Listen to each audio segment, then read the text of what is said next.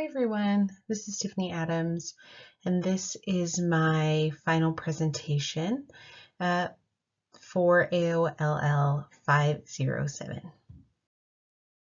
So before I get started, I want to give a little bit of a professional background for myself so that you can get a feel and have some context for what I learned and how I plan on applying it given my professional background.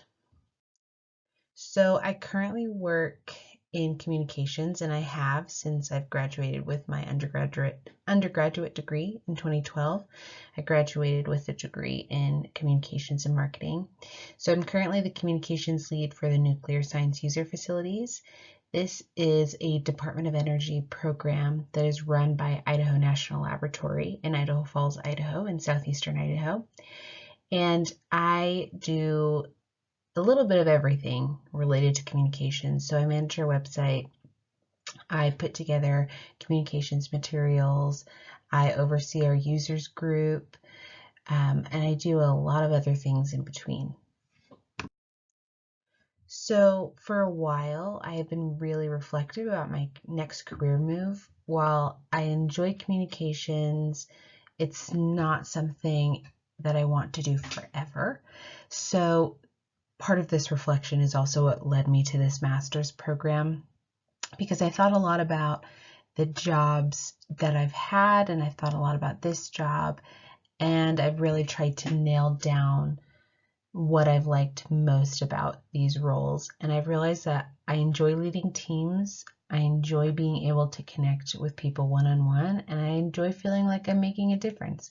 I feel like that's probably pretty common for a lot of people. So based on this, I decided I want my next career move to be management or leadership at an organization where I really identify with the mission. And this last part, really identifying with the mission, is something that really came to me as part of this course. This course made me quite reflective on even more reflective on what kind of career I want to have and what kind of organization I want to work for. And I realized that it's really important for me to feel connected to the mission. And for me, that means working for organizations related to the advancement and empowerment of women. And so that's what I'm hoping to do in my next career move.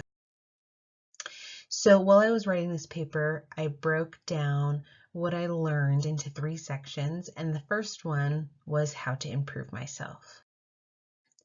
So a common theme in my career is constantly wanting to learn. I'm always saying yes to opportunities at work, even if I don't feel like I necessarily have the exact skill set. I always say yes, and I'm always looking for opportunities to learn and grow, because I want to always be employable, to be honest. So, but before this course, I was really focused on skills that I needed in the present.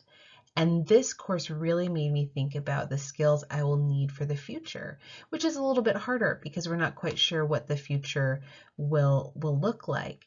So one of the things that really stood out to me and that I found most interesting was how important data science is.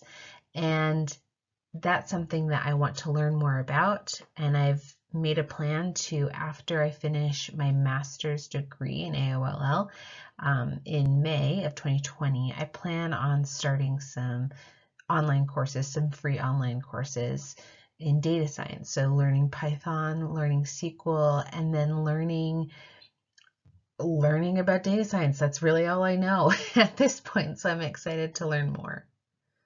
It also made me realize, though, that how important data is, collecting data. There tends to be this common theme in communications and marketing that we put together these great materials, but there is very little research on, are these materials necessary and are they effective? So for the most part, so I really try and collect data. I've been trying to break that cycle and collect data.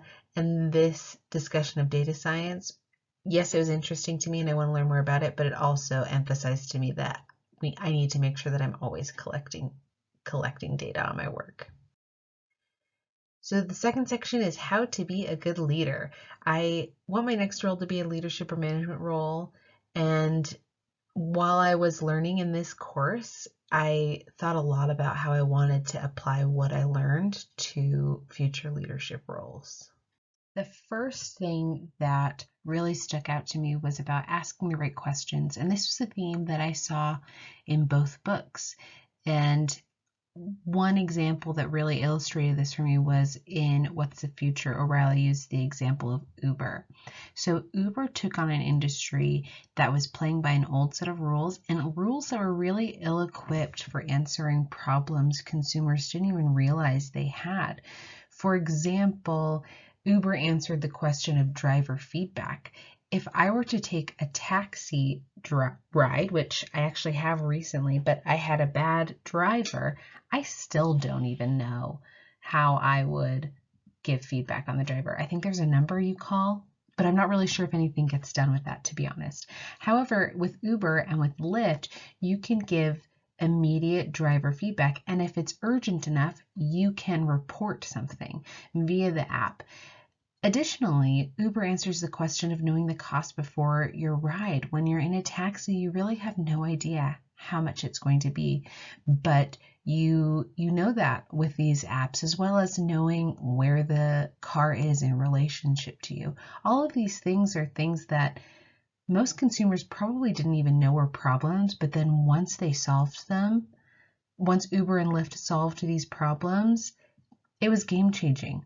It really created incredible brand loyalty and incredible reliance on these. So, as well as another element to Uber and Lyft is that they were also collecting data that the taxi industry will never and has never been able to quantify. And this data has been incredibly important for Uber's success. And one is that driver feedback that I mentioned, that they can make sure that they have the best drivers possible, which makes them more competitive, as well as they have all of this data for self-driving cars. So another thing that I learned was looking to the past to understand the future. Before this course, I didn't even realize that being a futurist was a thing. I was really focused on present concerns. How do I meet this goal? How do I make sure users know about this event we're holding? How do I make sure that this report is formatted correctly? I was really focused on the present. But figuring out how to address future problems is a key component to being an effective leader, and that's something that I want to be. So as part of this, to make sure that I'm looking at the past and looking towards the future, I plan to pay attention to past and current trends in the fields that I'm interested in, which are management, leadership, and the empowerment and advancement of women. The final thing that stood out to me, and O'Reilly made this point in his book, was to pay attention to innovation on the fringes, because these are really the people who are going to determine what the future will look like. So if you want to know what the future is, pay attention to these people. And I interpreted this as making sure to stay in tune with your industry without forgetting about the broader landscape. And this could be just because of the timing of this, but I was just at the American Nuclear Society's winter meeting in DC last week, and I see this as an issue for many in the nuclear energy community, that they are so in tune with their industry, however, they're forgetting about the broader landscape. An example of this is many researchers go to these technical conferences to share their research, update each other, network with each other. There's absolute benefit in this. However, they're not really staying in tune with a broader landscape. There's hardly ever any discussion about how to take what they have learned, take what they have researched, and share it with the public. And the public are so incredibly important to nuclear energy, because these are the people who are determining if they're going to support a nuclear or a commercial nuclear power plant to be built in their community. And they're also the ones who are either supporting or stopping the decommissioning of nuclear power plants, which is happening all over the US, unfortunately. So I see the nuclear energy community, unfortunately, as maybe not necessarily paying attention to innovation and not making sure that they are staying that they are considering the broader context to what they are doing. So the third section and the final section of what I learned during this course was how I view technology. Technology has been a part of my life for as long as I can remember. I'm a millennial, and I can always remember having a personal computer in my home. I got my first cell phone at 15, and I've had one ever since. But even so, the Susskind's really opened up my eyes to how professions, including those that I didn't think were susceptible to change, how they actually are changing. And one of those was with medical professionals, the medical profession. I really didn't think that there was going to be a lot of change outside of robotics being used for surgery and digital records rather than paper records. However, they gave the example of a clinic in New York using algorithms to reduce false negatives in mammograms by 39%.